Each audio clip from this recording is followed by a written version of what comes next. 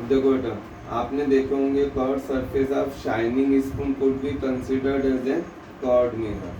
जैसे आपने चम्मच देखे ना, तो हाँ। चम्मच जो शाइन करती है जहाँ वो पे ऐसा, जा, हाँ। हाँ, तो उसका जो कर्व सरफेस है उसको क्या बोलते, curve surface of a shining spoon could be considered as a curved mirror. उसको क्या मान लो, कर्व्ड कर्व्ड मिरर मिरर। मान लो।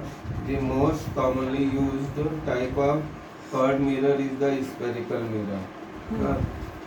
जो सबसे ज्यादा जो यूज किया जाता है बेटा वो कौन सा रहता है, कर्व्ड Spherical मिरर। mirror। जो कर्व्ड मिरर है वो कौन सा रहेगा, spherical mirror. The reflecting surface of such mirror can be considered to form a part of the surface of the sphere. तो जो उसका रिफ्लेक्टिंग सरफेस रहेगा इन मिररों का, उसको क्या बोलेंगे कि वो पूरे स्फीयर में से एक थोड़ा सा पार्ट है। हाँ।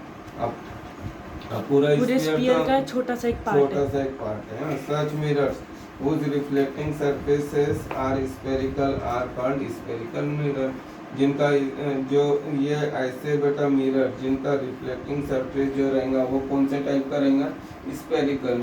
हाँ, वो are called spherical mirror. We shall now study about spherical mirrors in some detail. अब spherical mirrors, the reflecting surface of a, तो देखो स्फेरिकल मिरर्स ऐसा रहेगा, ये ऐसा, ठीक है बेटा। और एक आपका ऐसा रहेगा, यहाँ से रिफ्लेक्ट हो रहा है, ये देखो इधर से रिफ्लेक्ट हो रहा है, और ये अंदर से, और ये कहाँ से हो रहा है, बाहर से। हाँ। ऐसे दो टाइप के रहेंगे।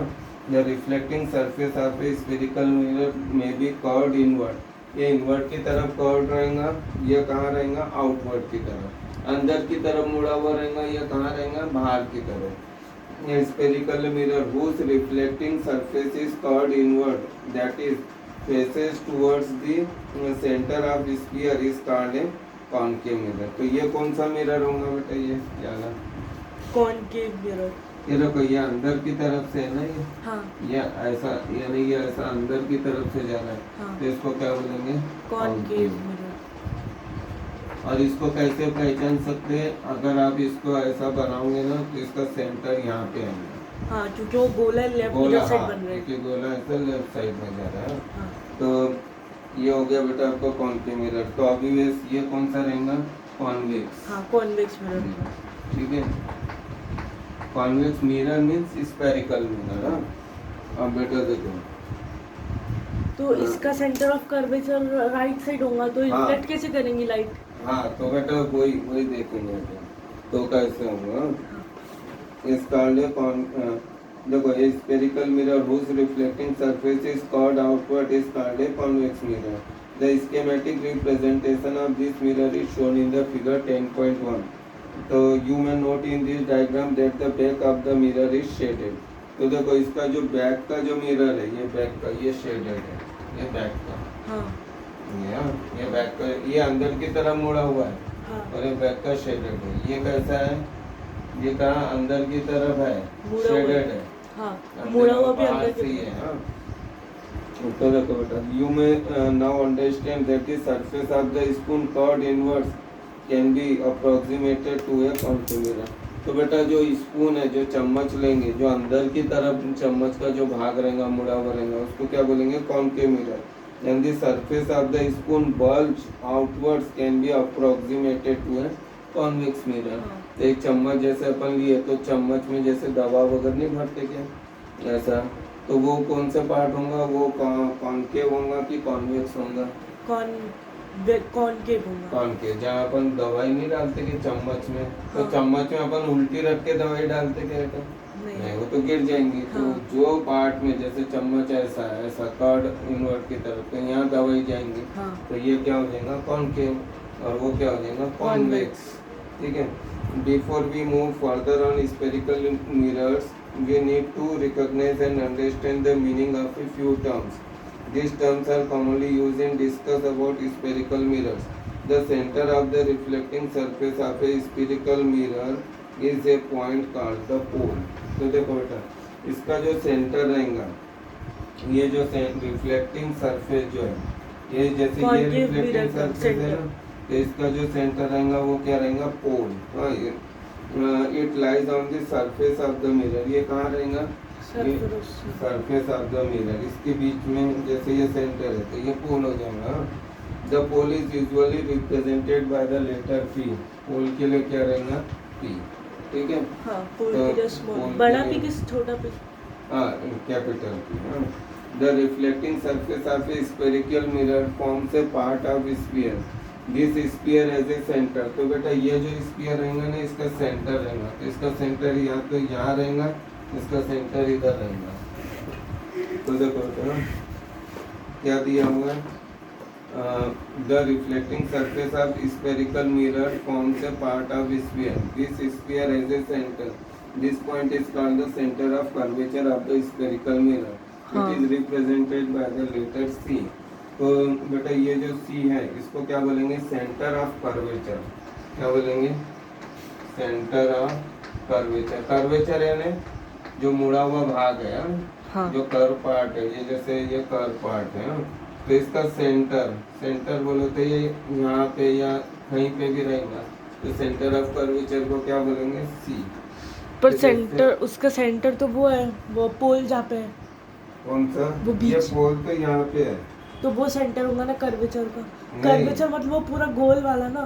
हाँ, ये जो है ये स्फीयर का ये पोल है, हाँ। मिडिल का पार्ट, और जो सेंटर ऑफ कर्वेचर मतलब ये जो सी है, सेंटर मतलब यहाँ से जो रेडियस रहेंगी वो है, ये जो रेडियस जो पूरी इक्वल रहती है ना, वो रहता है सेंटर ऑफ कर्वेचर। तो मतलब पूरे गोले का सेंटर ना। हाँ, गोले का सेंटर।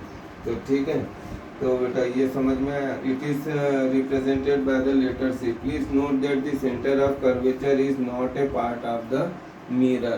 तो ये जो सेंटर ऑफ कर्वेचर है ये is not a part of the mirror, वो पार्ट नहीं है, लेकिन अपने को अज्यूम तो करना पड़ेगा ना, हाँ। कि कहीं ना कहीं तो होगा।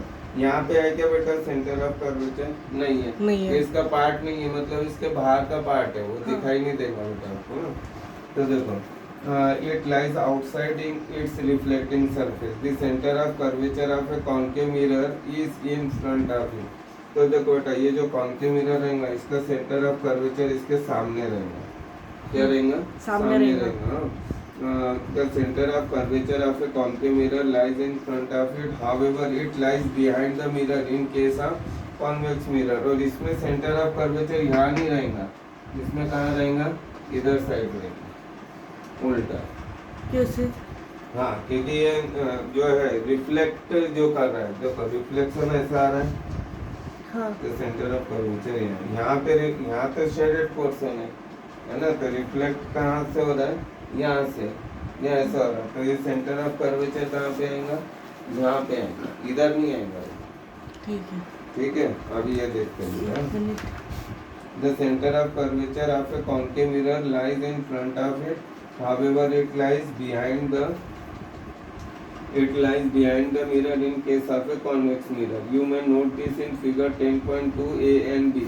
Now, the radius of sphere in which the reflecting surface of a spherical mirror forms a part is called the radius of curvature.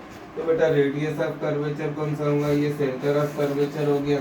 तो यहाँ से यहाँ तक का डिस्टेंस या यहाँ से यहाँ तक का डिस्टेंस, ये जो डिस्टेंस रहेगा ये क्या रहेगा? रेडियस। रेडियस ऑफ कर्वेचर को क्या बोलेंगे? आर। आर, है ना। तो जैसे अपन सर्कल में, तो इसमें जो सेंटर ऑफ कर्वेचर रहेगा कॉन्वेक्स मिरर में, वो इधर न बनते हुए कहाँ बनेगा? इधर बनेगा, सेंटर ऑफ कर्वेचर। अब क्या दिया हुआ है देखो, the radius of sphere of which the reflecting surface of a spherical mirror forms a part is called the radius of curvature of the mirror. It is represented by the letter capital R. You may note that the distance PC, तो बेटा diagram में देखो जो distance PC है, distance PC is equal to the radius of curvature। Diagram में जो PC आपको दिया हुआ है, ये आगे के डायग्राम में दिया है, ये यहाँ पे P दिया हुआ है और यहाँ पे C दिया हुआ है, तो ये भी रेडियस ही होगा, ये radius of centre of curvature. हाँ, तो ये देखो radius of curvature. radius of curvature. Now it is represented by the letter R. You may know that the distance PC is equal to the radius of curvature. Imagine a straight line passing through the pole. अब मान के चलो कि अब यहाँ पे एक light, बेटा ये एक डायग्राम फिर से बना रहा हूँ।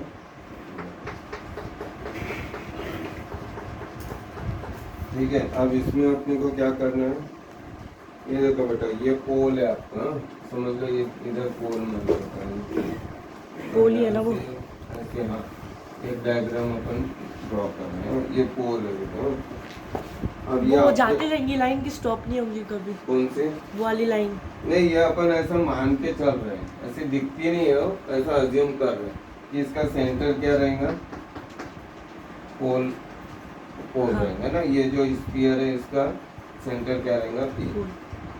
अब यहाँ पे समझ लो एक ऑब्जेक्ट है, यहाँ पे एक ऑब्जेक्ट है, ये ऐसा एक ऑब्जेक्ट है, उसका नाम दिया मैंने ए बी, ठीक है, ये इंफिनिटी पे है, कहाँ पे है, एट इंफिनिटी, ये आपको डायग्राम में दिया है, एट इंफिनिटी, यानी बहुत दूर पे है, इंफिनिटी यानी बहुत डिस्टेंस पे है। सर देखो बेटा ये रेज ऐसी जाएंगी, ठीक है, हाँ। ये इसके रिफ्लेक्टिंग सरफेस पे जा रही है, तो इसको कौन सी रेज बोलेंगे, इंसिडेंट रे, इंसिडेंट रे, ये इंसिडेंट रे है। वैसे देखो दूसरी रेज जाएंगी, तीसरी रेज जाएंगी, ऐसे जाते जाएंगे, ठीक है बेटा, ये सब क्या है, इंसिडेंट रे है। तो ये जब है ना, अब ये समझ लो आपका ये प्रिंसिपल एक्सेस है। प्रिंसिपल एक्सेस ये है। अब इस पे क्या हो रहा है, अब बेटा देखो ये रेज ऐसी गई ना, तो फिर यहाँ से क्या होंगी, रिफ्लेक्ट होंगी, तो जब रिफ्लेक्ट होंगी तो वो कहाँ से होते हुए जाएंगे, फोकस से, ये है।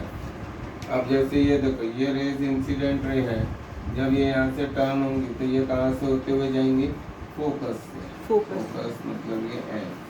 हाँ। वैसे ये तीसरी रेज है, ये ऐसी टर्न ये हो गई, ये दूसरी रेज, ये देखो तो ये भी किससे होते हुए जाएंगे, फोकस। एफ से, तो ये सब कैसे होते हुए जाएंगे, फोकस। फोकस से। तो नीचे जैसे वाली भी same। कभी भी इंसिडेंट रे है जब रिफ्लेक्ट होंगी तो वो फोकस से पास होते हुए जाएंगे, हाँ। ठीक है। अब जैसे यहाँ से रेज आई, समझ लो ऐसा है, तो फिर ये कैसे रिफ्लेक्ट होंगी बेटा, अभी ऐसी जा रही है, तो अब ये ऐसी, हाँ समझ। यानी सब कैसे होते हुए जाएंगे, फोकस से, हाँ। हाँ। तो ये जो है ये आपका सेंटर ऑफ कर्वेचर है, समझ लो, ये सी को मैंने क्या मान लिया, सेंटर ऑफ कर्वेचर।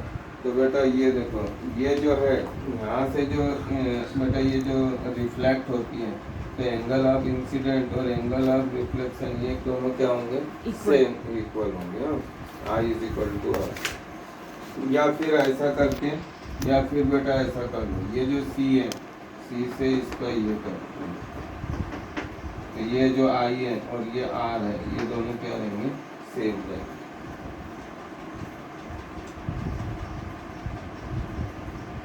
ठीक है। तो angle of reflection is equal to angle of incident. तो बेटा ये जो है ये पहला हो गया, ये किस में रहेगा बेटा, कॉन्केव मिरर में, ये किसके लिए रहेगा, कॉन्केव मिरर,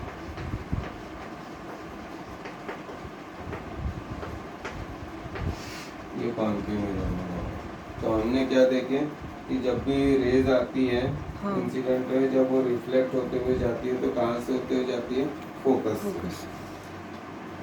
तो देखो बेटा एक एक्टिविटी करना है, activity 10.2, caution, do not look the sun directly or even into a mirror reflecting sunlight, it may damage your eyes, तो आपकी आंखों को नुकसान पहुंचा सकती है।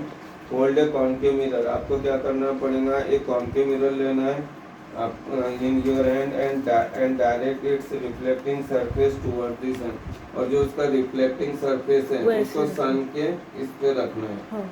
ठीक है। Direct the light reflected by the mirror on a sheet of paper held close to the mirror, तो आपको एक शीट रखना है और उस पे क्या करना है, एक पॉइंट बनाना है, जो सन की रेज आएंगी वो कहाँ से ये रिफ्लेक्ट होंगी, रिफ्लेक्ट होके कहाँ पड़ेंगी, एक कागज ही जगह के फोकस पे। पे। Move the sheet of paper back and fourth gradually until you find on the paper sheet a bright sharp spot of light, तो आपको एक ऐसा पॉइंट बनाना है पेपर में कि एकदम बारीक पॉइंट बने, तो जो बारीक पॉइंट बनेगा, hold the mirror and the sheet in the same position for a few minute, और उसको फ्यू मिनट्स तक रखो। व्हाट डू यू ऑब्जर्व, तो आप क्या पाओगे कि पेपर जलने लग जाएंगे। तो क्यों पेपर जल रहा है, क्योंकि उसका जो फोकस है वो क्या बन रहा है, एक पॉइंट पे, पूरी रेज एक ही जगह इकट्ठा हो रही है। इकट्ठा हो रही है। तो जब वो एक जगह इकट्ठा हो रही है तो वो क्यों पॉइंट क्या हो जाएगा, बर्न होने लग हाँ, जाएंगे, बर्न है ना? होने लगते हैं। क्योंकि अब मतलब अब जो है, अब जो जैसे हम सन के सामने रहते हैं तो हमारी स्किन क्यों नहीं बर्न होती? क्योंकि एक ही जगह जमा नहीं होती राइटली। क्योंकि उसका फोकस एक जगह नहीं हो रहा। हाँ। अगर उसका फोकस एक जगह हो जाएगा तो हमारी बॉडी पे जलने लगेगी। जलने लग जाएंगे, हाँ। अब देखो बेटा, the paper at first begin to burn producing smoke, ठीक है, eventually it may catch fire, और ये भी हो सकता है कि उसमें आग भी लग जाए। Why does it burn? क्यों बर्न हुआ? The light from the sun is converge at a point. जो सन की लाइट है वो एक जगह क्या होगी बेटा? Converge होगी। कन्वर्ज यानी इकट्ठा जमा, होना, हाँ। एक पॉइंट पे, हाँ। Bright spot by the mirror. In fact, this spot of light is the image of the sun on the sheet of the paper. तो ये जो बेटा ब्राइट स्पॉट बना है, यही किसकी इमेज है? सन की इमेज है। सन की इमेज है, ठीक है। सन की इमेज कहाँ आ गई?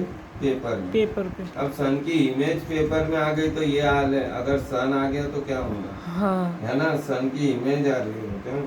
This point is the focus of the concave mirror, the heat produce due to the concentration. तो वो ग्लास क्यों नहीं जल रहा? तो ग्लास पे तो रिफ्लेक्ट कर रहा है बेटा। और अगर हमने वो ग्लास जो रिफ्लेक्ट कर रहा है उसके सामने भी एक ग्लास रख दिया जहाँ पे हाँ तो फिर वो, फोकस हाँ।